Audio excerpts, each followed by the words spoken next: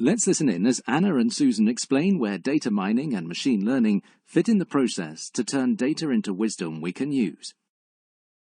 Predictive analytics is about identifying patterns in data using mathematical models, which we can use to make predictions. In the previous course, we learned how to use statistical models such as regression analysis and time series models to identify patterns and therefore make predictions. However, now, with computers that can quickly process very large amounts of data, we can use much more sophisticated models. Models that can quickly analyze large amounts of data, that is, big data. So, data mining is about using big data to make predictions.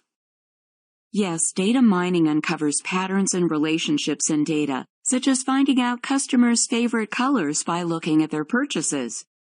And machine learning? Machine learning uses data mining computer programs that can continuously improve their ability to recognize patterns in data without being separately programmed to do so.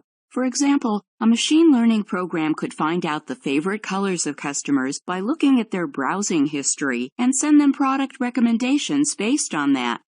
Isn't that what Amazon does? Yep. And then the machine learning program could further analyze how many of its product recommendations resulted in actual purchases to further improve the accuracy of its recognition of customers' favorite colors. Great. So we can become more efficient by targeting advertising of the right products to the right people. Daniel learns that data mining and machine learning are used to analyze a large amount of data in order to make predictions.